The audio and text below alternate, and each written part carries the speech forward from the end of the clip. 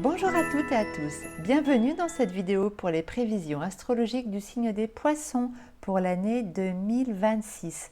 Si votre signe astrologique est le Poisson, c'est que le Soleil dans votre thème de naissance donc se trouve dans le signe du Poisson. Cet horoscope est aussi valable si vous avez votre ascendant en Poisson ou votre Lune. La Lune signe nos émotions et notre rapport au féminin. Donc pour une femme, la Lune est aussi importante que le Soleil. N'oubliez pas que c'est une énergie générale, vous êtes tous libres et maîtres de votre destin. Un petit rappel sur le profil des Poissons, vous êtes à signe d'eau, votre planète c'est Neptune, vous avez donc une âme d'artiste.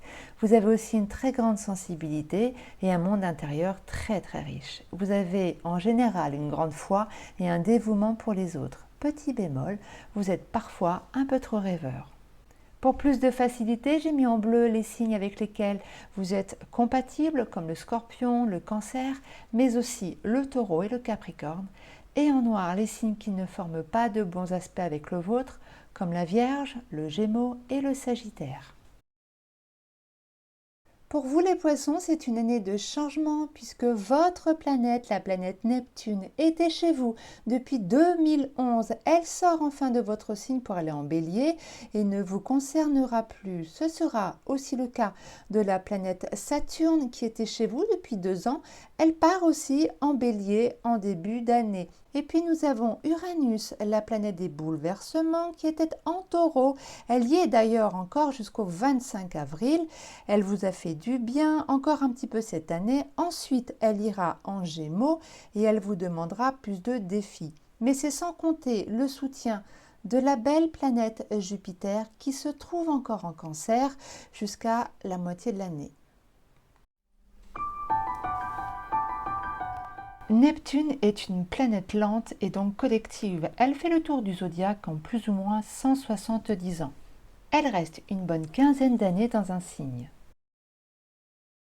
Dans la mythologie grecque, Neptune, c'est Poséidon, le dieu des océans. Il est le maître du signe des Poissons. Neptune, c'est la planète du rêve, de l'intuition, de l'imagination, mais aussi de l'illusion et du doute. Elle est rattachée aux artistes, aux soignants, à la quête de sens et à la philosophie. C'est notre partie la plus spirituelle, cette part de nous indéfinissable. C'est notre côté plus zen et bienveillant. Et cette belle planète, votre planète, les Poissons, était chez vous dans votre signe depuis 2011. Elle a donc eu le temps de vous apporter tout son soutien, comme par exemple de la créativité, que vous soyez artiste ou non. Dans tous les cas, elle vous a donné de l'inspiration et sûrement activé votre intuition. Cependant, vous êtes un signe relié à votre imaginaire et la belle planète a pu accentuer, voire déformer votre réalité. Elle a pu vous apporter des illusions et des mirages. Neptune part de votre signe pour aller en Bélier au mois de janvier et c'est peut-être pour vous l'occasion de voir les choses différemment avec un regard plus lucide.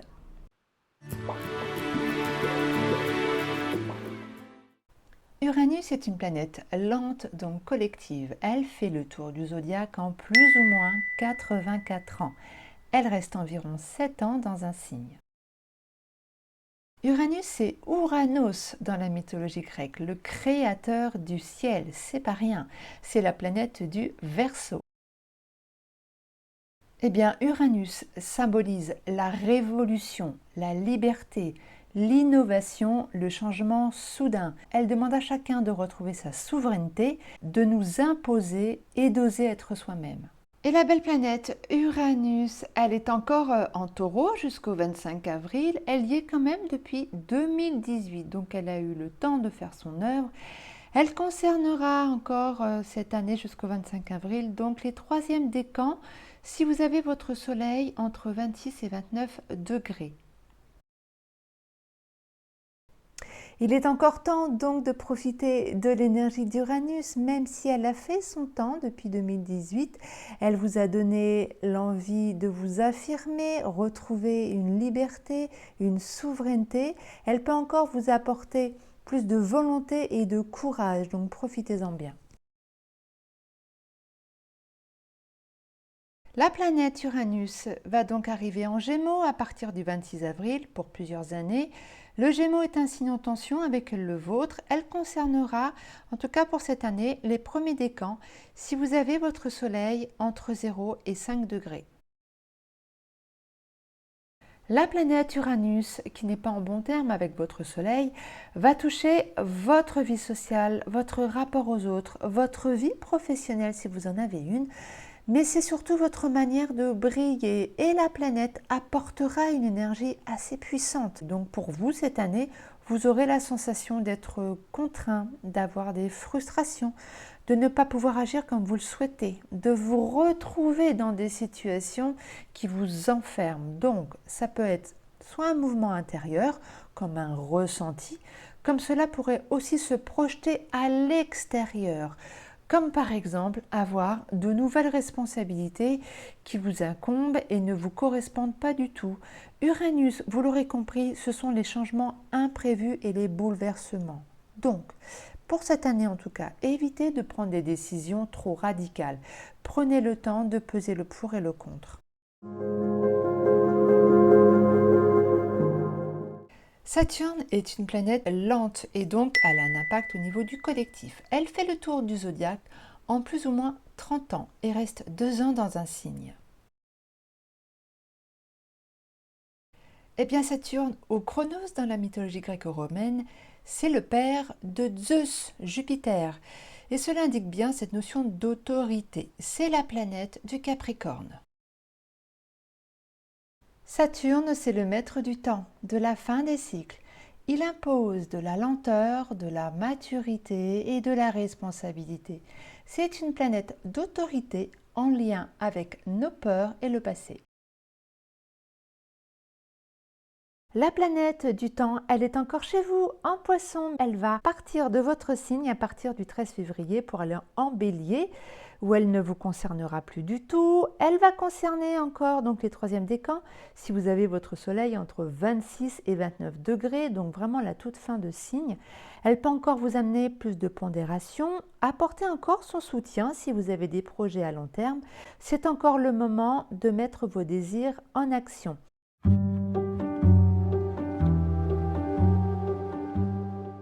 Jupiter en astronomie est une énorme planète considérée comme un second soleil. Elle est donc en astrologie en relation étroite avec notre ego. Elle fait le tour du zodiaque en plus ou moins 12 ans et reste une année dans un signe. Eh bien, Jupiter est représenté par Zeus, tout simplement le grand dieu grec. Elle apporte donc la notion de grandeur d'ego et d'expansion. C'est la planète du Sagittaire. Jupiter est souvent appelée la grande bénéfique, car elle symbolise la chance, la croissance, l'expansion et l'excès. Et cette belle planète Jupiter, eh bien, elle est toujours en Cancer et ce n'est pas une nouveauté, elle y est depuis juillet 2025. Mais cette année, elle concernera les seconds décans du 13 janvier au 8 mai et les troisièmes décans du 1er au 12 janvier, mais c'est pas tout, du 9 mai au 30 juin. C'est bien sûr encore une excellente période pour vous. C'est encore le moment de bien jouer avec vos atouts. L'énergie de cette belle planète va vous aider à ouvrir les portes du succès. Elle renforcera votre détermination, votre engagement. Elle invite à croire en ses rêves, si bien sûr ils ne sont pas trop loin de votre réalité. Car Jupiter peut aussi vous enflammer. Donc faites quand même très attention. À vous de bien utiliser son potentiel. Elle agit à tout niveau, mais surtout par rapport à votre propre réalisation, qu'elle soit personnelle ou bien professionnelle. Par exemple, si vous recherchez un emploi, elle peut déclencher un tournant important, ou bien si vous envisagez un nouveau poste, vous avez le feu vert, mais celui-ci demandera de l'exigence. Vous l'aurez compris, Jupiter apporte de l'évolution, surtout de l'expansion, l'envie de voyager, mais aussi de briller, de séduire, d'avoir de nouvelles opportunités et des responsabilités aussi. C'est la planète du succès et des honneurs. Elle est aussi très positive au niveau administratif et juridique. Et puis, dans un autre registre, elle est très bénéfique pour les finances. Attention tout de même à l'excès, donc à vos dépenses. Et enfin, pour terminer, n'oublions pas que dans le signe du Cancer, elle aura une belle influence sur la notion de famille ou de clan, comme de se rapprocher des siens ou de se réconcilier. Vous l'aurez compris, c'est une belle énergie pleine de joie, de gaieté, d'optimisme. C'est toujours des moments d'ouverture à ne pas rater.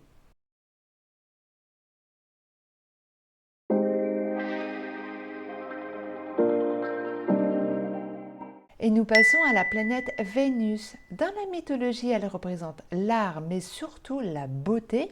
Dans votre thème, elle symbolise le féminin, mais c'est avant tout la planète de nos amours, mais aussi des hobbies et de nos finances. En astrologie, elle est le maître de deux signes qui sont le Taureau et la Balance. Vénus, la belle Vénus, est toujours en Capricorne ce début d'année. Elle y est depuis décembre 2025 et va y rester jusqu'au 17 janvier. Vénus dans ce signe de terre est gage de stabilité, d'ancrage et vous en avez besoin les poissons, ça vous rassure pour le futur. Ensuite, elle va en Verseau et sera neutre avec vous. Elle ira ensuite chez vous en Poisson du 11 février au 7 mars. Très belle période pour vous. Vous serez plein de charme et de séduction. Idéal pour les couples comme pour les célibataires. Chez vous en Poisson, Vénus est plus amoureuse que jamais, très romantique et très sensible. C'est le moment de faire de belles déclarations à votre partenaire ou de trouver l'âme sœur. Ensuite, elle ira en Bélier du 8 au 30 mars, une énergie assez neutre avec la vôtre. Ensuite, en Taureau du 31 mars au 24 avril. Vénus se trouve très bien dans son signe de prédilection. Elle vous apporte de la sécurité et des sentiments très forts. Elle vous demande aussi de vous faire plaisir. Alors, Carpe diem avec le Taureau, c'est un signe gourmand et plein de sensualité. Profitez-en bien car ensuite, elle arrive en Gémeaux du 25 avril au 19 mai, un signe en tension avec le vôtre. L'amour devient plus compliqué et prise de tête. Le Gémeaux est une énergie trop mentale pour vous. Vous avez besoin d'émotionnel. Alors attention aux mésententes et aux conflits. Ensuite, elle arrive en Cancer du 20 mai au 13 juin. En Cancer, Vénus apporte de la douceur et de la bienveillance. Vous serez plus à l'écoute de vos proches. Ensuite, en Lion, du 14 juin au 9 juillet, Vénus dans ce signe est plus ou moins active avec vous. Elle apporte quand même plus de charme et de charisme. Elle ira ensuite en Vierge, du 10 juillet au 7 août. Là, par contre, c'est une opposition avec vous. Pourquoi ? La Vierge est un signe rationnel. Et Vénus se colore de sentiments, on va dire, plus froids, distants. Et si vous êtes célibataire, c'est pas vraiment le moment de faire une rencontre, soyez patient. Ensuite, elle ira en Balance sur 2 temps, mais elle est plutôt neutre avec vous, mais reste quand même très agréable. Du 11 août au 10 septembre, ensuite du 26 octobre au 4 décembre. La Balance est un signe qui peut demander une officialisation de votre relation. Et enfin, Vénus terminera sa course en Scorpion du 11 septembre au 25 octobre, mais pas que, à partir du 5 décembre jusqu'à la fin de l'année. C'est une très belle période pour vous. Le Scorpion est un signe très charnel et torride. Les sentiments sont puissants et passionnés. Profitez-en bien.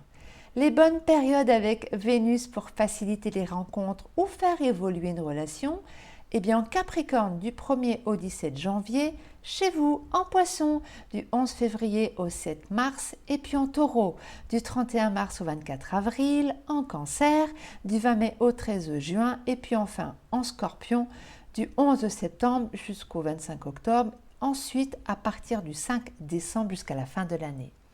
Et les moments tendus avec Vénus, en Gémeaux, du 25 avril au 19 mai, et puis bien sûr en Vierge, du 10 juillet au 6 août. Ainsi s'achève cette vidéo pour les prévisions 2026. Je vous remercie de m'avoir suivi. Et si le contenu vous a plu, n'hésitez pas à liker, à laisser des commentaires, j'y répondrai volontiers. En attendant, je vous souhaite une merveilleuse année 2026.